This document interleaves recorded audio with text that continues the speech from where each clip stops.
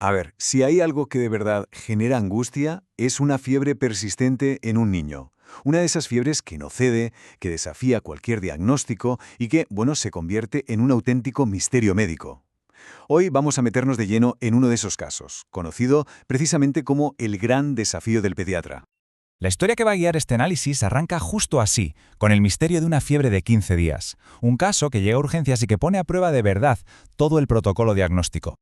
15 días. Imaginemos la situación. Durante 2 semanas enteras, una niña de solo 4 años ha estado luchando contra una fiebre que simplemente no desaparece. Y ojo, no hablamos de una fiebre leve, estamos hablando de picos de hasta 40 grados Celsius, una temperatura altísima que, como es lógico, tiene a la familia y a los médicos en un estado de alerta máxima.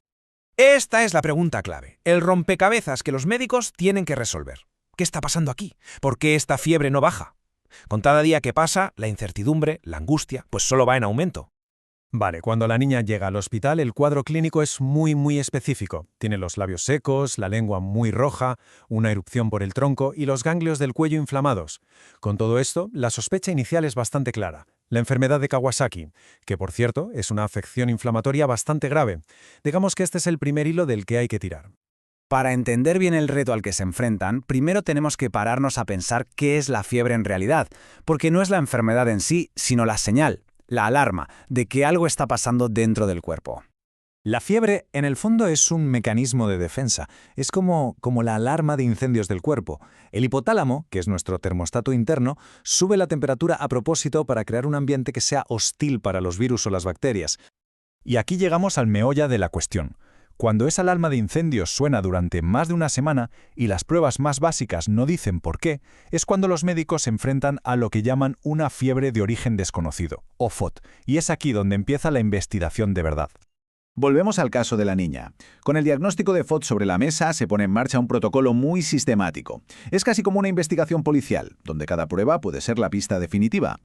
El abanico de posibilidades es enorme. Como se ve en el gráfico, casi la mitad de los casos vienen de una infección, sí, pero un porcentaje muy grande se debe a enfermedades inflamatorias o incluso neoplásicas, o sea, relacionadas con el cáncer. Los médicos no pueden dar absolutamente nada por sentado.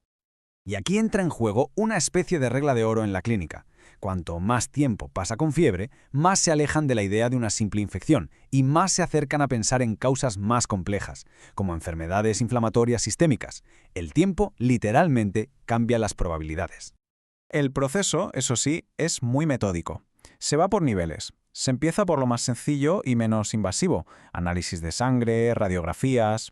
Si con eso no hay respuesta, se pasa a un segundo nivel con pruebas mucho más específicas. Y solo si es estrictamente necesario, se llega al tercer nivel, que ya incluye cosas como biopsias. Para no ir a ciegas en este laberinto, los médicos usan lo que se llaman biomarcadores.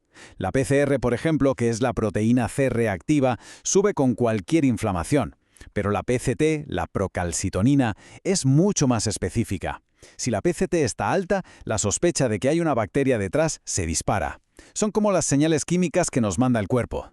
Después de días y días de pruebas sin una respuesta clara, la investigación da un giro de 180 grados. Y lo curioso es que ese giro no lo provoca una máquina superavanzada, sino algo mucho más básico. Esta es la pregunta que lo va a cambiar todo. Los médicos deciden volver al punto de partida, a la historia clínica, pero esta vez mirándola con lupa.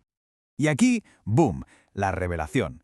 Al hacer una anamnesis mucho más a fondo, que básicamente es preguntar y escarbar en el historial médico, descubren algo increíble. Resulta que la fiebre de 15 días no es un evento aislado. ¿Qué va? La niña lleva 2 años con episodios de fiebre de una semana, más o menos, cada mes. Y claro, todos esos episodios se habían tratado, por errar, como si fueran infecciones normales. De repente, todos los síntomas que parecían aislados empiezan a encajar y forman un patrón clarísimo. Cada vez que tenía fiebre, venía acompañada del mismo pack: dolor de garganta, ganglios inflamados, a veces llagas en la boca y dolor en las articulaciones. Es un patrón que se repite como un reloj. El cambio de perspectiva es total. La naturaleza recurrente, casi calcada, de los episodios sugiere que el problema no viene de fuera, sino de dentro. Es el propio sistema inmunitario el que se está activando de forma periódica y sin control. La sospecha ahora apunta a un síndrome autoinflamatorio, en concreto uno que se llama PFAPA. Con esta nueva hipótesis, la estrategia cambia por completo. Se dejan de lado los antibióticos, que no servirán para nada, y se ataca la inflamación de raíz. Se le administra una dosis de corticoides. Y el resultado es espectacular. Es inmediato. De golpe, la fiebre desaparece por completo.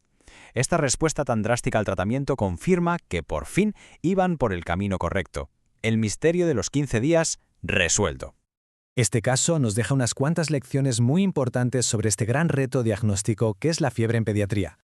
Hay que dejar claro que aunque la crisis ha pasado, el diagnóstico definitivo todavía necesita una confirmación genética, o sea que el caso sigue abierto y ahora lo lleva un equipo de varios especialistas.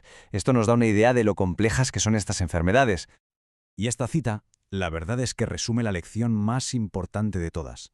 A pesar de tener toda la tecnología del mundo, lo que al final resolvió el caso fue volver a lo más básico, una historia clínica bien hecha. Escuchar la historia completa de la paciente, esa fue la clave. Y esto nos deja con una reflexión final que es bastante potente, ¿no? En una era de pruebas genéticas, de biomarcadores, de máquinas que lo ven todo, este caso nos recuerda el poder de lo fundamental. Y es que a veces la herramienta de diagnóstico más avanzada no es una máquina, sino algo tan simple como una buena conversación.